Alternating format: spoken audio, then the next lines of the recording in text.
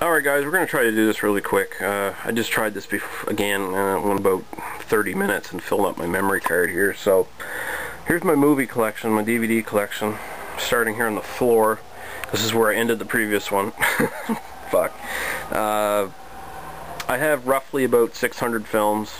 Yeah, I don't necessarily watch all the films I have here on a regular basis, like, you know, and some films I don't really need, but you know, some of them it's just like the only way to get the films is to buy the DVD, right? And you know, I could probably get rid of quite a few of these, but I'm not going to. It's one of the few things I collect. I'm not a hoarder or nothing, so you know, if I have one or two collections that get a little out of hand, so be it, whatever. So yeah, actually I'm currently in sort of cleaning this bookcase out. I hope to get another one in my room here somewhere, so you know, I have more room for my DVDs in case I have to bleed over into another spot. So we'll start down here, I guess.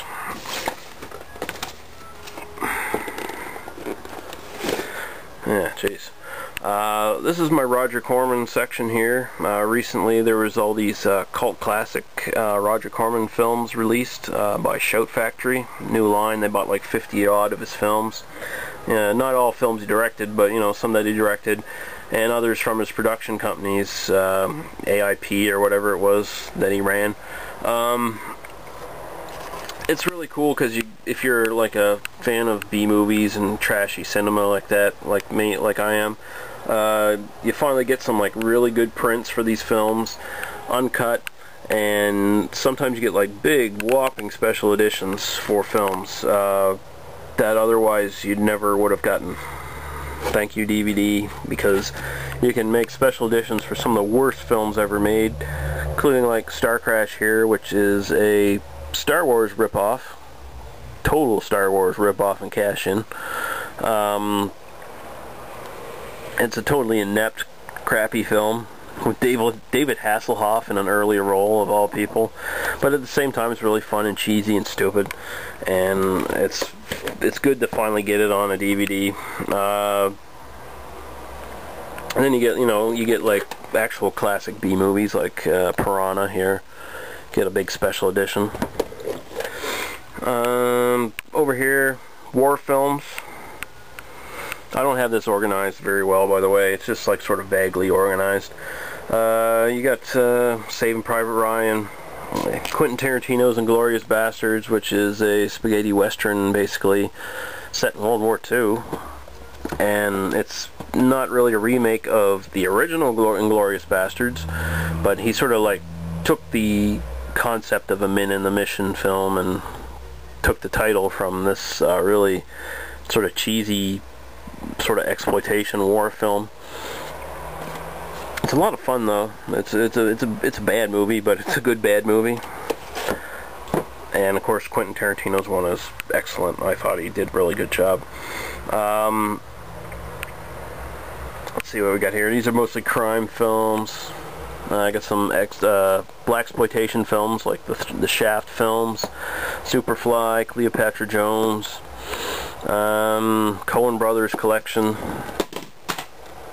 Fargo, Raising Arizona, Miller's Crossing, Blood Simple, which is a classic, Barton Fink.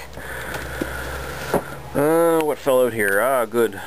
Thriller, They Call Her One Eye, Christina Lindbergh, a very notorious film, although it's not as risque or anything as its reputation makes it to be, although there is a version of this film with like pornography inserts in some of it. Mostly famous for Quentin Tarantino swiping the iconic image of Christina Lindbergh's character here for his character Ellie Driver in the Kill Bill films, with the eye patch and the long coat, right? Sam Peckinpah film, one of my favorite films of all time, Bring Me the Hit of Alfredo Garcia. Really good crime film, war notes. Well, not a really crime film, it's sort of like a thriller genre kind of thing. Running around Mexico being hunted by hitmen. More Quentin Tarantino films, Reservoir Dogs, True Romance, which he just wrote the screenplay for. Tony Scott directed, but it's a really good film in my opinion. A lot of great actors in it. Pulp Fiction, highly overrated film. Still a good film, but highly overrated. Here's where he really started really perfecting his art. Jackie Brown, an excellent, excellent film. Let's see what else we got here. Then mostly more crime films here, of course. Bullet, classic Steve McQueen film with the most famous car chase of all time, but that doesn't make the movie though. The whole movie's just great overall. What else we got? Some Christopher Nolan films in here. We got Memento, Insomnia, Bad Lieutenant. This is not a remake, a sequel, or anything like that. It is the recent Bad Lieutenant by Werner Herzog. Despite the title and the fact that it is about a dirty cop, that's pretty much where the connections are severed with the original Anton Fuqua film starring Harvey Keitel. Both are excellent films, but for different reasons. This one's really nice and weird, typically weird. Werner Herzog, especially when he tries to do things straight, they seem to even get weirder. The original first Dirty Harry film, Clint Eastwood, the only one you really need, with Andrew Robinson as Scorpio. Really good, crazy villain, sort of loosely based on the Zodiac Killer, who was still active at that time. Jim Jarmusch's Ghost Dog, The Way of the Samurai, and Forrest Whitaker. His best role, even better than his role of Idi Amin in The Last King of Scotland. Here he's a hitman for hire who lives by a samurai code. Sort of a semi-remake, really, of The Samurai. Jean-Pierre Melville. French New Wave film about a hitman. Really, really good. So we got some more crime here. Some classics from TCM. TCM's a great channel, by the way. That's one of the few things I watch on TV. All kinds of nice classic films. Postman Always... These are all murder mystery films here. They have several of these discs with like 4 films on them, and they all look good. Good transfers and everything. The Postman Always Rings Twice, The Big Sleep, Dial M for Murder, and The Maltese Falcon. So 2 Humphrey Bogart detective films there. What else can you ask for? Sexy Beast. Ben Kingsley playing Don Logan, who's basically the anti-Gandhi. Really good crime film. The Limey. With Terrence Stamp, who you would probably know as General Zod in Superman 2. 2 Michael Caine films. Here's the original Get Carter. Very, very tough, gritty, dirty film. Very unlikable character, Carter. There's good role by Michael Caine. Harry Brown is sort of a more subtle, nuanced Death Wish, if you want to think of it in that way. It's a vigilante film. You know, the typical mild-mannered man can't take it anymore and turns the tables on the criminals. Here's a box set of spaghetti westerns, a couple of them with Lee Van Cleef in them. Some of the prints aren't very good, but I only paid like $10 for 20 films, so you get what you pay for, really, right? And it's a bunch of films I haven't seen, so it'll give me stuff to review on my review blog. Of course, we're moving into the westerns here. Sergio Leone, all of his westerns for MGM. Fistful of Dollars, For a Few Dollars More, The Good, Bad, and the Ugly, and Duck You Sucker. And his one on Paramount, Once Upon a Time in the West, big special edition. Those are great films. Some more cowboy films. Magnificent Seven, a remake of Seven Samurai. Clint Eastwood's Unforgiven, one of the last good westerns in the last 20 years or so. Get in there. Sam Peckinpah Western Collection. Another guy who changed the face of the Western film genre for a while. Of course, he did The Wild Bunch and Pat Garrett and Billy the Kid. The really good version of True Grit. The new version. Fuck John Wayne. John Wayne was a good actor. He was not a great actor. I know he's iconic in America. But basically he only played himself in just about every fucking movie he was in. And really that original version of True Grit really didn't stay close to the source material at all. It was very tame. This one here is gritty. It's the adaptation that the source material deserves, basically. It doesn't shy away from some of the rougher stuff in the book. Really, really good.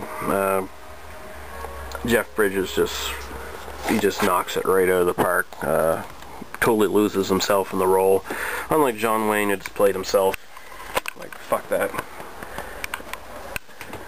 Here's some big, box sets.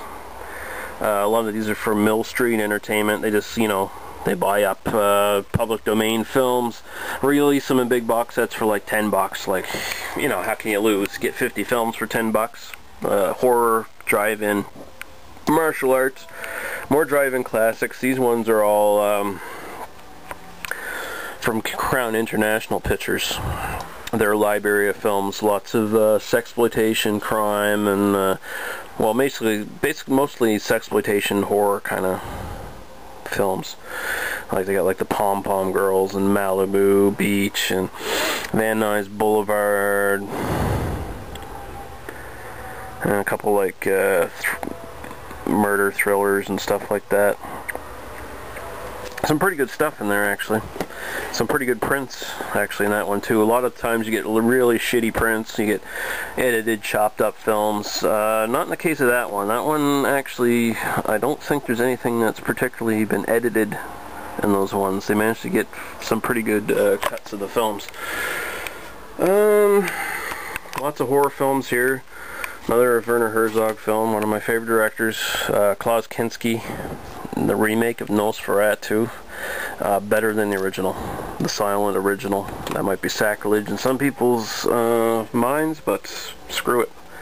It's an excellent remake, and it's a great film. Best vampire film ever, in my opinion. I've got some Hammer films and Amicus films, those famous horror movie companies from about the 50s to the late 70s. A lot of Christopher Lee, Peter Cushing films. A lot of times they starred in a lot of those. And there's Amicus were famous for their anthology films, like Asylum and Tales from the Crypt. Whereas Hammer were famous more for their like single films and like film series, like the Dracula films, like Christopher Lee's Dracula, who's my favorite.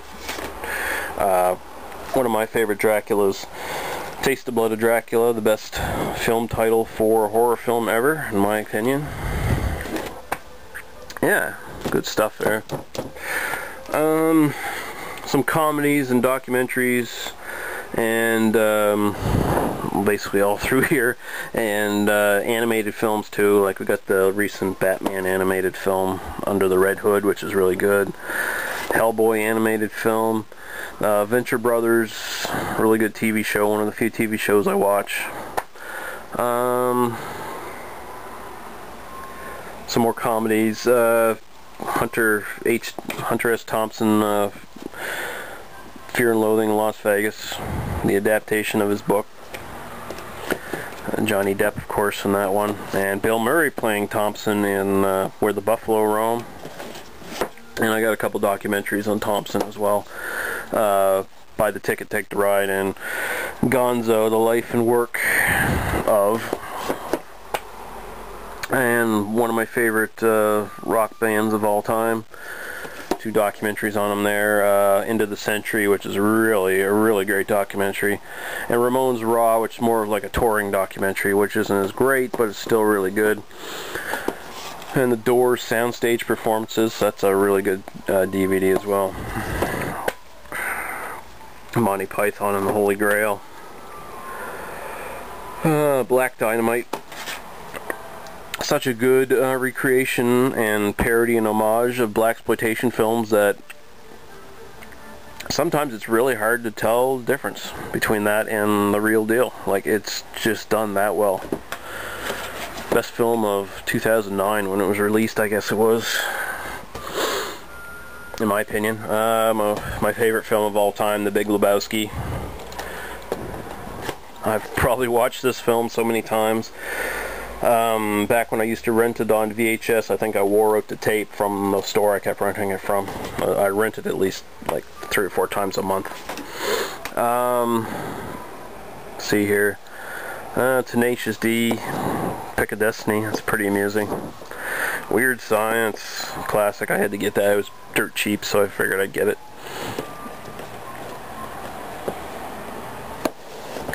Fawlty Towers, best comedy series on TV after, well, after Monty Python, I guess you could say. Although this wasn't a sketch comedy show. John Cleese in it, though. Some Bill Murray films. Lost in Translation, I still really love that film. Broken Flowers. And The Life Aquatic with Steve Zissou. Got the Kevin Smith films. Got Rock and Roll High School here with the Ramones again. But I got the Kevin Smith films here, at least the good ones. And I got Zack and Miri over here too. But I got Clerks, the 10th anniversary version. Clerks 2, Mallrats, Dogma, Jay and Silent Bob. Should get Chasing Amy at some point. Just haven't gotten around to it. Here's mostly sci-fi, fantasy films. I got the Pirates of the Caribbean films, Hellboy films, the Batman, Christopher Nolan Batman films, John Carpenter films from his peak period, The Fog, Escape from New York, The Thing, Big Trouble in Little China. Got Halloween over here somewhere right there. Repo Man, cult classic film from the 80s, Emilio Estevez. Blade Runner, Final Cut, Ridley Scott's preferred version. The original and best Death Race 2000. Should be down for my Roger Corman stuff, really. More sci-fi, bleeding into horror kind of thing over here. Nothing terribly interesting I have to point out, I don't think. Ravenous. Guy Pearce and Robert Carlyle and even David Arquette in a role where he's not annoying. That's a really, really good film. I like that one. Kind of a hidden gem. Stanley Kubrick's The Shining. I got a couple other Kubrick films here. Clockwork Orange over there somewhere. Orca. Jaws ripoff with Richard Harris. Enjoyable because you get to see Bo Derek have her leg bitten off. I don't really like Bo Derek. Just, you know, one of the more notable of the big Jaws ripoff genre. And it's not exclusive like sharks or whales even. It's like you'd have alligators and stuff too. Like Rogue here, for instance, the best giant sort of alligator crocodile film or whatever you want to call it. In this case, it's a crocodile. Big genre of films surrounding this sort of thing now with the crocodiles and alligators, and that just sort of picked off and boomed recently, like with zombie films in the last 10-15 years, but before that there was only like a handful. This is the best of the lot. Rogue is the best of the lot. Some slasher films. The Burning, a little underrated one with a great scene where a bunch of people get killed on a raft, like all at once. And this is like the restored edition, because originally that was all cut out. Some more slasher films. Got the Texas Chainsaw Massacre here somewhere, the original. What did I do with that now? Yeah, more slasher films. Hills Have Eyes, the Hills Have Eyes remake, which is excellent. What did I do with that? Someone must have borrowed that from me, I think. Unless I'm looking right at it. Texas Chainsaw. Devil's Rejects, Just Before Dawn. Fine fuck. I'm probably looking right at it too. Texas Chainsaw Massacre in like the tin recent special edition from a few years ago in a tin case. Someone must have borrowed it from me. Yeah, my brother probably borrowed it and didn't tell me. Alright, zombie films. Most notable up here is The Dawn of the Dead Ultimate Edition, which has 3 cuts of the film, including one that was never intended to be commercially released, which is the extended version, which is basically just the sort of the preview version they showed at Cannes, or at the Cannes Film Festival, I mean. And it's got like the faster paced, more action-packed European version, which was edited and had new scenes, like different scenes cut in that they dropped from one version, and it's got different music in it in some places too. And it spawned a whole genre of Italian zombie films. This was called Zombie in Italy, and this one here, Zombie by Lucio Fulci, was actually called Zombie 2, and there's been like Zombie, I think up to 5 or something like that since then. Most of them all unrelated, except for they have zombies in them, and a lot of them are pretty fucking bad. It spawned a lot of really bad zombie films. I got some other George A. Romero zombie films here, of course. Day of the Dead, highly underrated film. Actually quite a looked down upon when it was first released, but actually quite a success when you hear the story behind the whole thing and how much of their budget had been cut away. It was supposed to be originally a much more epic film. His more recent endeavors, Land of the Dead, Dire of the Dead, Survival of the Dead, Land of the Dead's fairly good. The other two, not so much. Dead Eyes Open, if you ever see this film, run away. It's absolutely fucking terrible. Worst zombie film I've ever seen in my life. Thank you, Troma Studios, for buying up any shitty film that you can get your hands on and releasing it. Shaun of the Dead, of course. Shockwaves, the best Nazi zombie film ever. It's got John Carradine and Peter Cushing in it. Real sleeper, excellent sort of gem in the rough kind of thing, diamond in the rough. Got the 28 Days, 28 Weeks, which is actually better than 28 Days. One of the rare occasions where a sequel surpasses the original. Got the Reanimator films. Yep. This is all sort of like drama, spy, action kind of thing. More Werner Herzog, here, Aguirre, the Wrath of God of Klaus Kinski. About Spanish conquistadors going down a journey down the Andes, looking for El Dorado, of course, and they fail miserably. All go crazy and get picked off by the natives and picked off by the environment and picked off by themselves as they go crazy. Really, really great film. Zodiac, I really like that one. One of the better crime procedurals in the last few years. Bourne films, really good, I like those. The new James Bond, and in my opinion the best James Bond, Daniel Craig. His 2 editions so far in the series. Even blow away Sean Connery in my opinion.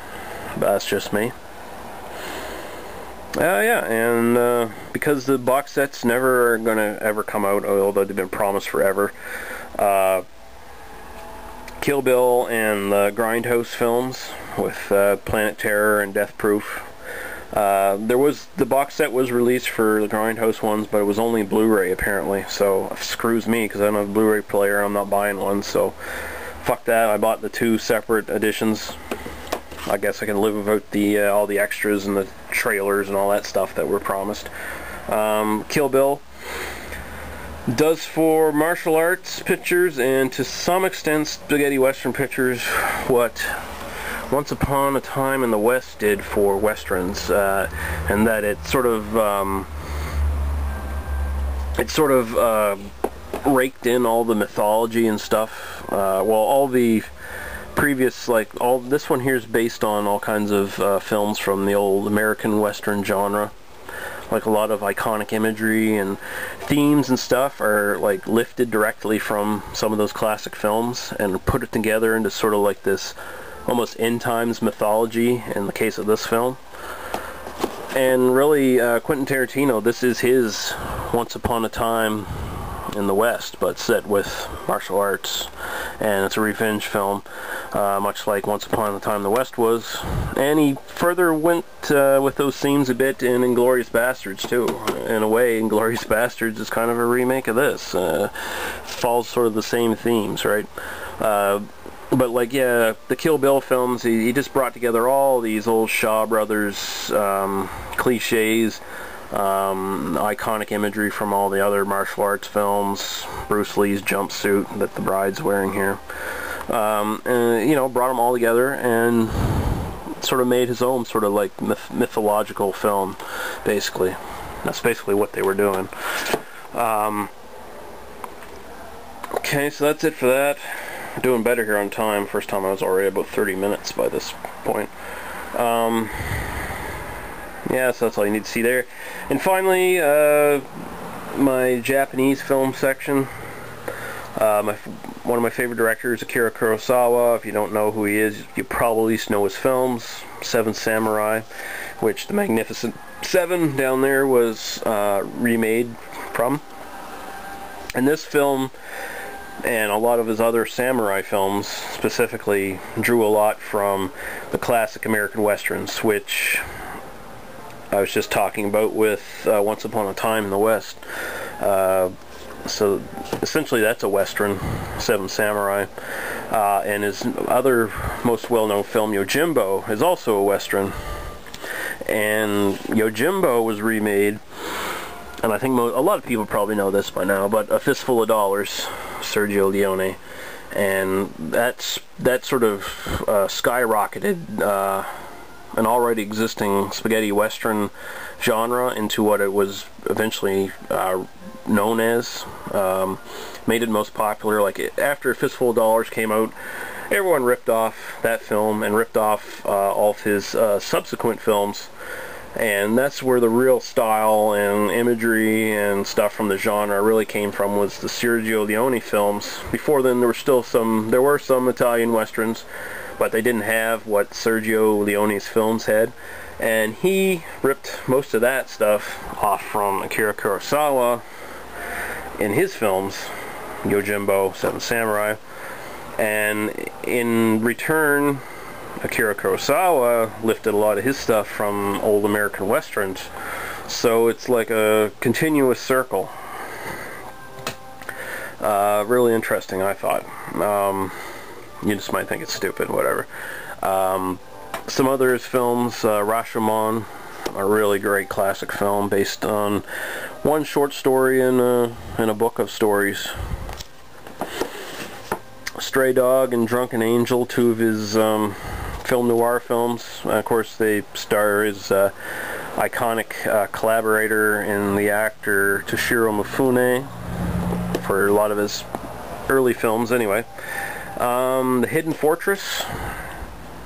This is another case of someone else ripping someone else off. This film was, a lot of the plot and characters were lifted for Star Wars by George Lucas. Some people don't know that, but it is true. The Hidden Fortress. Akira Kurosawa did it first. Some Tokyo crime films. These are non-Kurosawa films. Tokyo Drifter, Youth of the Beast, and Branded to Kill. These are all Yakuza films, or Japanese mafia, basically. Sword of Doom, another non-Kurosawa film, but it's got Toshiro Mifune in a sort of a extended cameo. Ron, which is Akira Kurosawa's version of King Lear, and this one, Throne of Blood, is his version of Macbeth. And Sanjuro is the sequel to Yojimbo, both great films. And some also non-Kurosawa samurai films in a box set here. Rebel Samurai. Some really good films in there. And Shogun, based on James Clavell's epic novel, which I've read 3 times now. And this miniseries originally aired on TV. It gets most of it pretty good. Does a really good job. One of those rare adaptations that really gets mostly everything right. And another big cheap box set. Actually, I should have that down there somewhere, but more martial arts films. Most of these ones are actually Bruce Lee post Bruce Lee rip-off films. After he died, there was like a big genre in the martial arts films for a while. Big cash cow making money off his name. They call their name like they call the film like Bruce Lee, the man, the myth, the real Bruce Lee, Blind Fists of Bruce, Fists of Bruce Lee, and then they have like Bruce Lee lookalikes like called Bruce Lie and Bruce Lau and, you know, bullshit like that. It's kind of funny. Some of these films are really bad, but at the same time it's kind of funny, just interesting just to see what they do to make a buck. And it's got a couple good Sonny Chiba films on there too. Street Fighter, Return of Street Fighter. Although in this set they are edited highly. Slightly less edited versions down in that martial arts set there. That has both those films too. And I think it has, no, it doesn't have Sister Street Fighter, but yeah. So that's pretty much my DVD collection. I could probably fill 3 or 4 memory cards if I went over every film in here. I just picked a few highlights, I guess. Oh, and I've got Animal House box set, annoyingly shaped box set that doesn't fit in my shelf properly. But hey, it was fucking dirt cheap, so I picked it up. So yeah, I hope you guys found this interesting. All 32 minutes of it going on here. And it'll take me a while to upload this and put it on, but I will put it on in its entirety. And, well guys, hope you enjoyed it. We'll see you later.